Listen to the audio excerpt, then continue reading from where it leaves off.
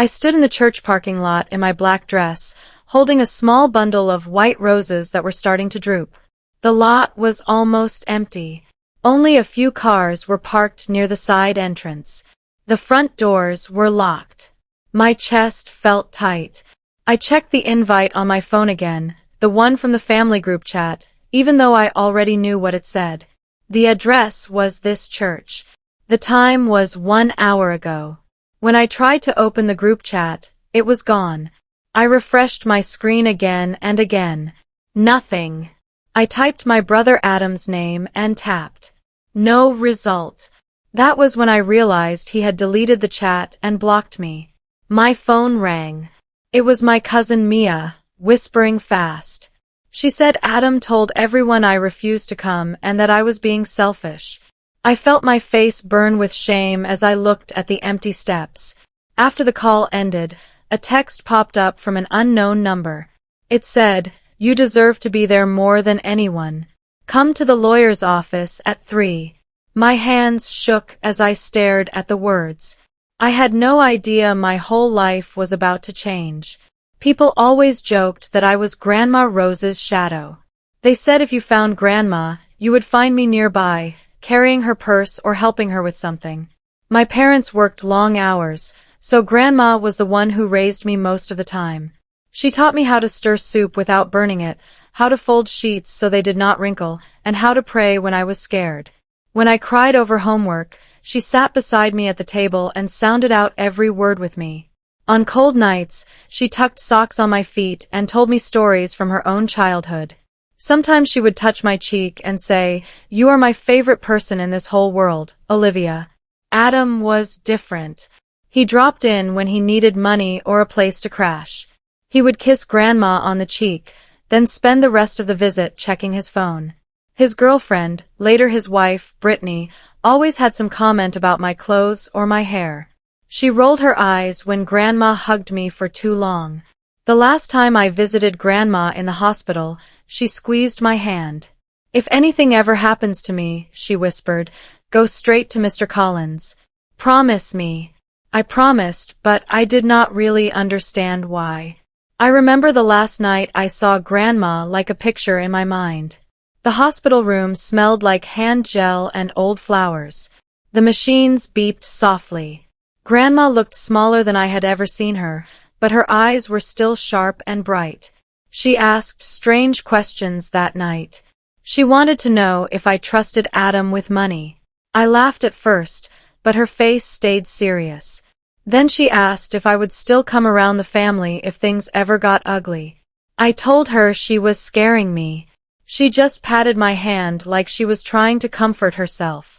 2 days later, I got a text from Adam.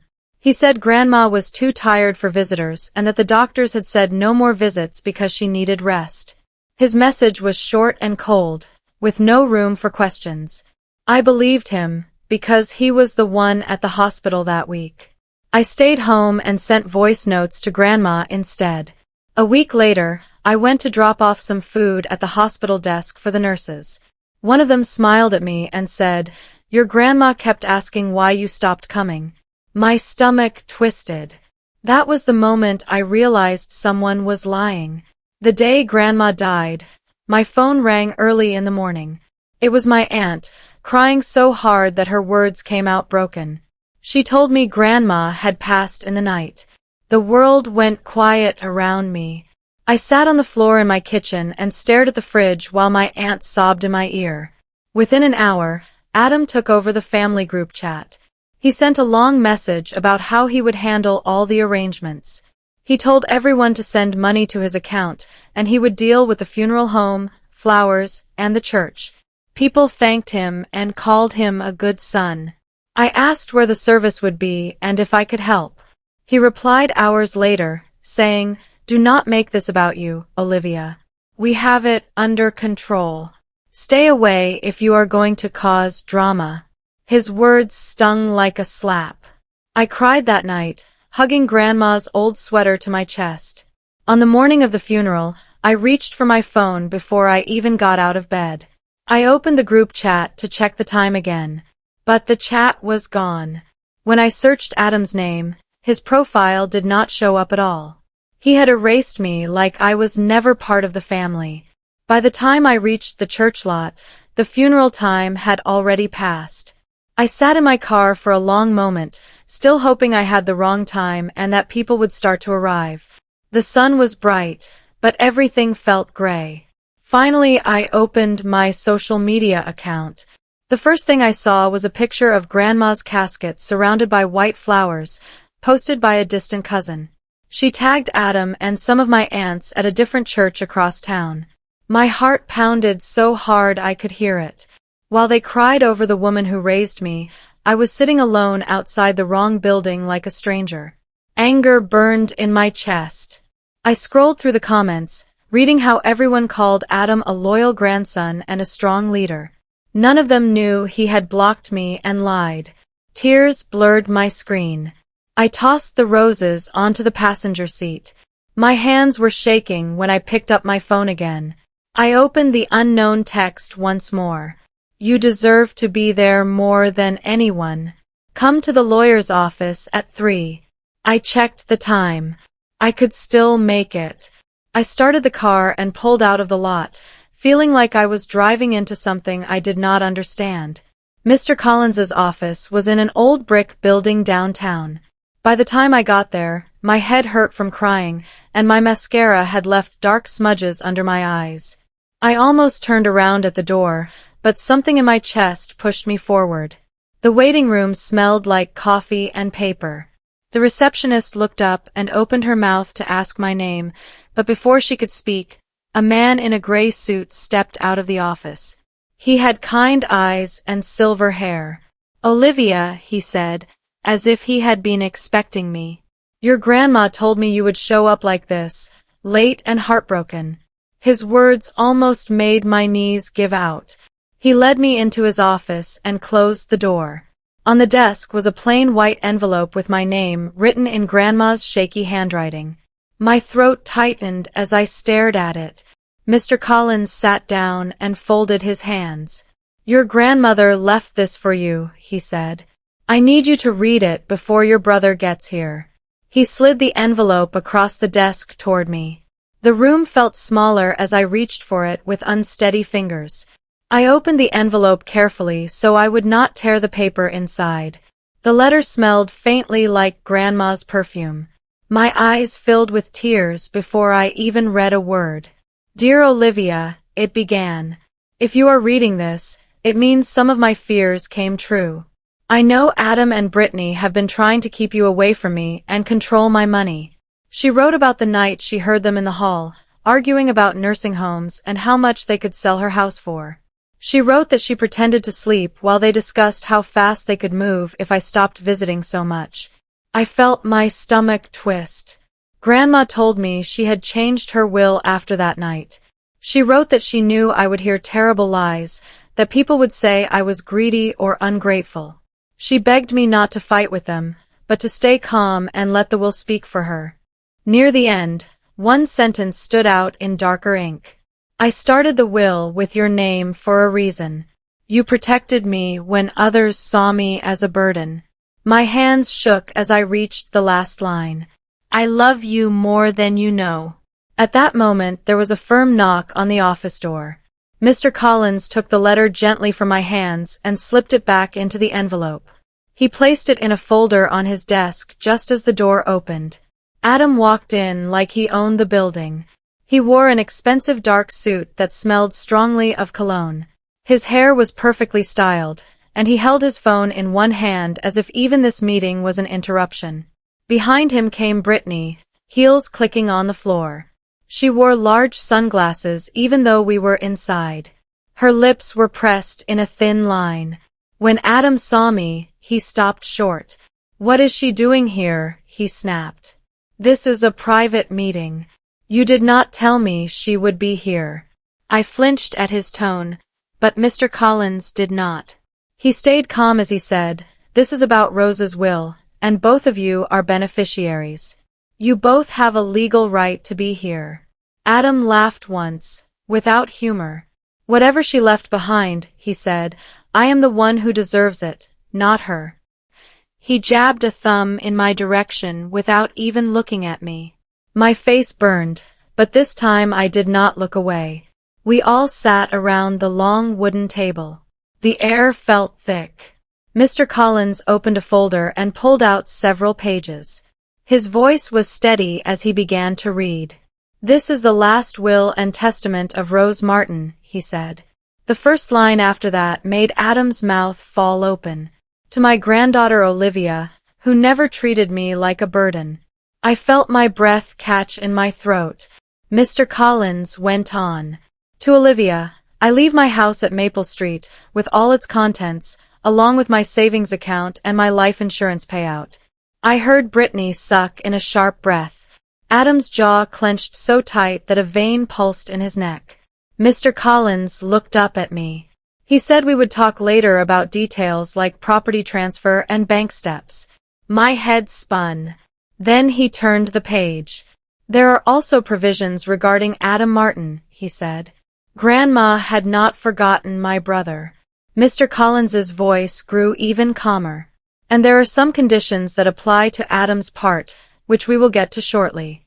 Adam leaned forward, eyes narrowed, as if ready to argue with words that had not been spoken yet. Mr. Collins cleared his throat and picked up another sheet. "In addition to the main accounts," he said, "there was a smaller account set aside for medical costs and emergency care. It should have covered several more months of treatment and support." He looked over his glasses at Adam. "However," he went on, "that account has almost been drained." I turned to stare at my brother. Adam shifted in his seat. He shrugged. "Medical stuff is expensive," he said. "I paid for a lot of things out of pocket. I do not have every little receipt." Mr. Collins tapped the papers in front of him. "That may be," he said, "but the bank records show something different. There are several electronic transfers from that account to your personal account, Adam. There is also a transfer to a new business under your name, a company called West Home Solutions." Brittany's head snapped toward Adam. Her hand wrapped around his arm, nails digging into his sleeve. "You told me she was paying you back," she whispered. I was close enough to hear. Adam's face turned red. He glared at me as if it was my fault his choices were suddenly under a bright light. Mr. Collins reached into the folder again and took out a tiny silver flash drive. "Your grandmother anticipated that there might be questions," he said. "She asked me to record something in case anyone tried to say this will was unfair." He plugged the drive into his computer. In a moment, Grandma's voice filled the room. It was shaky but strong. "If you are hearing this," she said, "it means I am not there to speak for myself. Adam, I know you have been trying to push me to sign papers without explaining them. You told me moving to a home would be easier for you. But I heard you talking about selling my house and using the money for yourself." My throat closed up. She went on to describe how I visited her, how I brought her soup, how I insisted the doctors explain every form before she signed. "Olivia made me feel safe," she said. "She never treated me like a burden to move aside." There was a long pause, then her voice softened. "If Adam is hearing this, it means he still chose money over family. I will not pretend that it did not hurt." The recording clicked off. The room felt heavy, filled with things that could not be taken back. Adam shot out of his chair so fast it scraped the floor. "This is garbage," he shouted. "You turned her against me. You always did this. She was my grandmother too." I flinched, but his words did not land the way they once did. Memories flashed through my mind in quick bursts.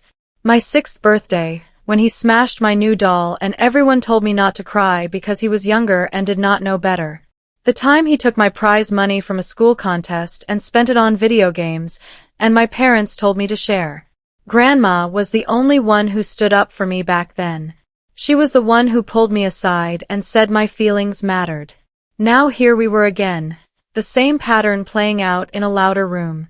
"You did not block me from Grandma," I said quietly, but firmly. "You just proved why she was right about you." For a moment Adam looked stunned, as if he had never heard me talk back. Brittany opened her mouth like she wanted to jump in, but even she seemed unsure what to say. Mr. Collins watched us with calm eyes, letting the silence stretch. Brittany finally found her voice. "This is getting out of hand," she said, smoothing her hair even though nothing was out of place. "Olivia is too emotional. She cannot handle a house and all this money. Adam has been the one handling everything." Mr. Collins raised an eyebrow. "That is interesting," he said, "because the hospital records show that the person visiting the most in the last few months was not Adam. It was Olivia. The nurses even noted that she brought her own notebooks and asked questions about every medication." He pulled out another document. "Also," he continued, "about a month before she died, Rose changed her emergency contact from Adam to Olivia. That does not support the idea that she trusted only Adam with responsibility." Brittany's face lost some of its color. "So you are telling me we lost all that money because of her?" she snapped, pointing at me. I almost laughed at the way she said we, like she and Adam were one unit. Before I could respond, Mr. Collins shook his head. "No," he said. "You lost it because of choices that were made long before today." The room grew cold and very quiet. Mr. Collins turned back to the will and took a slow breath. "There is one more section concerning Adam," he said. "Your grandmother did not cut you out completely." Adam leaned forward again, eyes sharp. "To my grandson Adam," the lawyer read, "I leave a smaller inheritance, to be given only under certain terms. First, every dollar removed from the medical account must be repaid in full to the estate. Second, Adam must admit to the family that he kept Olivia away from my funeral service out of hurt and spite, not because she refused to come." My mouth fell open. I felt a strange mix of shock and fierce pride. Grandma had seen right through him, even to this last cruel act. Mr. Collins looked up. "Only after those conditions are met," he said, "will Adam receive what is left for him." Adam laughed, but there was no humor in it. "You expect me to stand in front of everyone and say that," he said. "I will never do that." The words hung in the air like a choice that had already been made.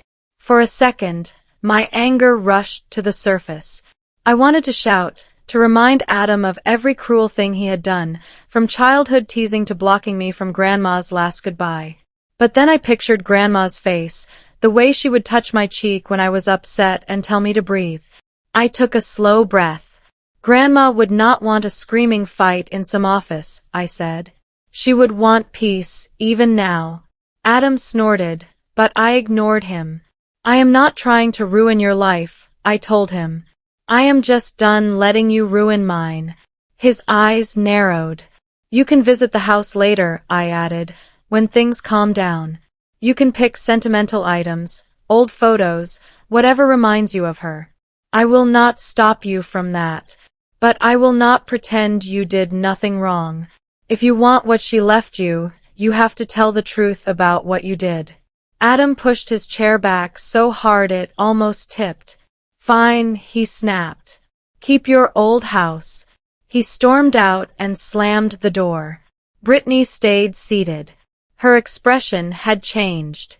There was fear in her eyes now, but also something else. Calculation. When the door stopped shaking, Brittany cleared her throat. "Can I talk to you without him for a minute?" she asked. Her voice was softer than before. Mr. Collins glanced at me. I nodded. He stayed in the room but leaned back, letting her speak. Brittany removed her sunglasses at last. Her eyes were rimmed with red. "Adam told me we were finally getting ahead," she said. "He promised we would have new cars, big trips, a bigger house. He said your grandmother wanted him to have those things and that the money was almost like an early gift." She twisted her wedding ring. "I helped him," she admitted. "We went to the house while she was in the hospital. We packed boxes, moved furniture into storage, even took some of her jewelry. I thought it was already his. I did not ask enough questions. My stomach felt heavy, but I stayed quiet." "There is something else," Brittany said, lowering her eyes. Something you should know about the night your grandma died. Her voice shook. I realized she was scared, but not of me. She was scared of the truth that was finally pushing its way out. The room felt too small as Brittany spoke. That last night, she said, I was there with Adam. We were both in the room when the doctor came in and said it would not be long. She swallowed hard. Your grandma kept asking for you, over and over. She grabbed Adam's wrist and begged him to call you. She said she did not want you to think she had pushed you away. My hands curled into fists in my lap. Brittany stared at the table. Adam refused, she went on. He said you were too dramatic, that you would make a scene and upset everyone. He told the nurse you probably would not pick up anyway. Her voice cracked. Your grandma cried, Olivia. She kept looking at the door like she expected you to walk in. I wanted to call you myself, but Adam said if I did, I could find my own place to live. I was a coward. I chose him instead of doing what was right. Something inside me broke. Tears poured down my face, hot and painful. All the hurt from the empty church lot, the missing group chat, the lies, suddenly grew 10 times heavier. I finally understood what had truly been stolen from me. It was not just a seat at the funeral. It was my last chance to hold Grandma's hand. Bad news travels fast in our family. By that evening, one of my cousins had already pieced together what happened at the lawyer's office and dropped small hints in the new group chat. Someone else added another detail, and soon the whole story was out in half-truths and guesses. My phone buzzed non-stop. Some relatives sent messages saying they could not believe Grandma left me so much. Others accused me of taking advantage of an old woman. A few said nothing, which somehow hurt even more. Adam started posting smiling pictures with Brittany, writing long captions about how people should not believe everything they hear. Brittany posted a vague line about people reaping what they sow. Adam made her delete it within the hour. Later that night, my aunt sent me a screenshot from a side chat. In it, Adam called me a gold digger. He wrote that I would lose everything when the family turned on me. There were heart emojis from 2 cousins under his message. I stared at the screen so long that the words started to blur. I wanted to scream at all of them, to explain every detail and every lie. Instead, I put my phone face down on the table and walked away. The next morning, the house felt too quiet. Grandma's sweater hung over the back of a chair, and her slippers waited by the door, just like always. I decided I could not let my last memory of her be an empty parking lot and a painful office meeting. So I planned my own goodbye. I called the neighbors who used to bring her pies. I called the cousin who drove her to church when my parents were busy. I invited my aunt who never pretended that Adam was perfect. I told them I was having a small gathering in Grandma's backyard that weekend. No money talk. No drama. Just stories. On the day of the memorial, the sun was warm, and the air smelled like the roses Grandma used to grow. People brought homemade food and old photos. We sat in a circle and took turns sharing memories. Some made us laugh, like the time she burned the turkey but served it anyway. Others made us cry, like the way she kept a list of who to pray for each night. At the end, I stood and thanked everyone. I told them I would honor Grandma's wishes, keep the house, and stop letting anyone use me as a target. As people began to leave, I noticed a familiar car creeping past the front of the house. Adam. He drove by slowly, then sped away without stopping. A few days later, Mr. Collins called. His voice was calm as always. I spoke with Adam today, he said. I reminded him that he has a limited time to decide about the inheritance terms. While we were still on the phone, another call came in. It was Adam. I told the lawyer I would call him back and answered. What are you trying to do to me? Adam demanded. His voice shook with anger. You want to make me crawl in front of everyone. You want to watch me beg. I took a breath, gripping the edge of the counter. These are not my terms, I said. They are Grandma's. All I am doing is following what she put in writing. If you want what she left you, you know what you have to do. There was a long silence on the line. I could hear him breathing. Finally he said, "What exactly do I have to say?" His voice sounded smaller, almost like the boy he used to be. "You have to tell the truth," I answered. "To all of them. Not in a private text. In person. You have to admit what you did to Grandma and to me." He hung up without saying goodbye. After a week of back and forth calls with the lawyer, Adam finally agreed. Mr. Collins suggested a family dinner in a public place so no one could twist what was said later. We chose a quiet restaurant that had a large back room. My stomach churned just thinking about it. On the night of the dinner, the room buzzed with whispers. Aunts, uncles, and cousins filled the chairs. Some smiled at me. Some avoided my eyes. Adam sat at the far end of the long table, Brittany at his side. She wore a neat dress and no sunglasses this time. Mr. Collins stood near the center, holding a folder. "Thank you all for coming," he said. "This meeting is not about changing the will. That is already settled. It is simply a chance for Adam to fulfill a condition that your mother and grandmother asked for." The clinking of cutlery and soft music in the restaurant faded as people leaned in. Adam looked pale. His fingers tapped the table in a quick, restless beat. Mr. Collins nodded toward him. "Adam has something he needs to say to everyone," he announced. The room went quiet in an instant. Even the servers paused near the door. All eyes turned to my brother. Adam cleared his throat. For once, he did not look like the confident golden boy everyone was used to. He looked like someone standing on a cliff edge. "I did some things I am not proud of," he began. His voice wobbled, then steadied. "First, I took money from Grandma's medical account without telling anyone. I used it to start a business and pay some of my own bills. I told Brittany it was a loan that Grandma knew about. That was not true." People shifted in their seats. Someone gasped. He went on. "Second, when Grandma died, I arranged the funeral and I changed the location. I did not tell Olivia. I removed her from the chat and told everyone she refused to come. I did it because I thought Grandma loved her more and I wanted one thing that was just mine." I felt my eyes burn, but I stayed still. Adam swallowed hard. "Olivia," he said, looking straight at me for the first time in a long time, "I am sorry. I tried to make you look like the ungrateful one when I was the one using her." The room was silent. Every face turned toward me, waiting to see what I would do with his words. My heart beat so loudly I was sure people could hear it. Part of me wanted to hold on to my anger forever.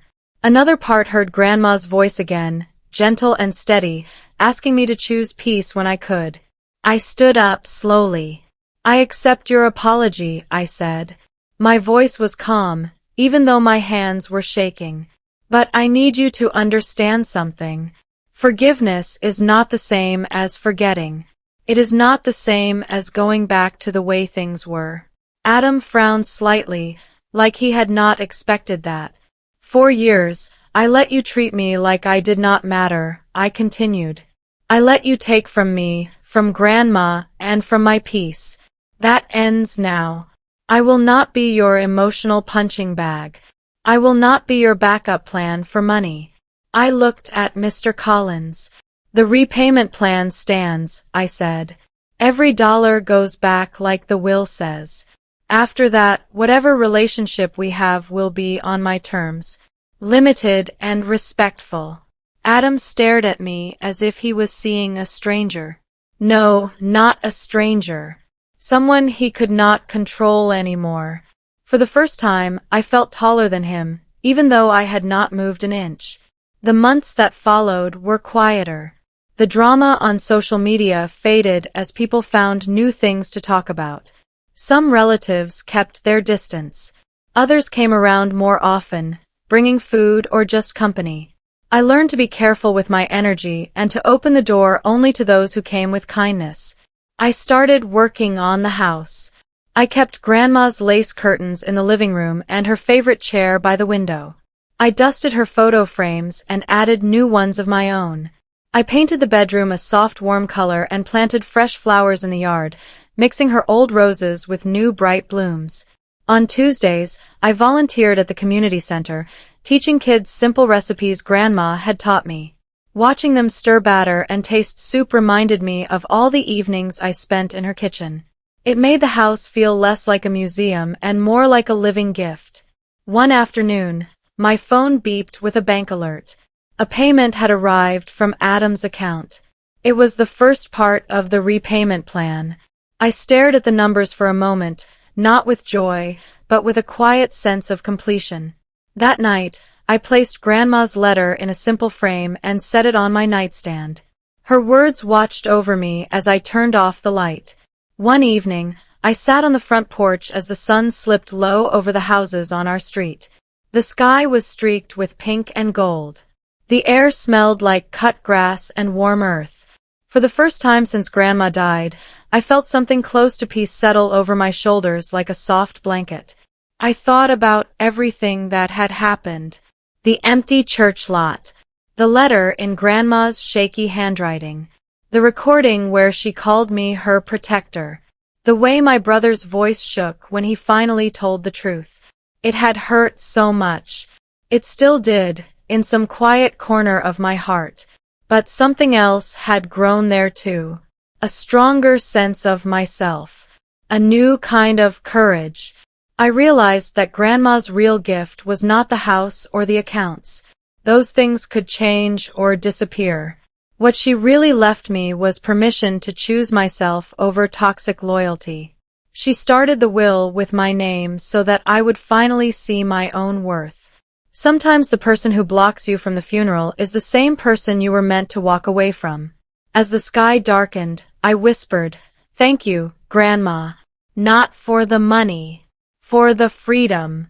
Then I picked up her letter and went inside my home.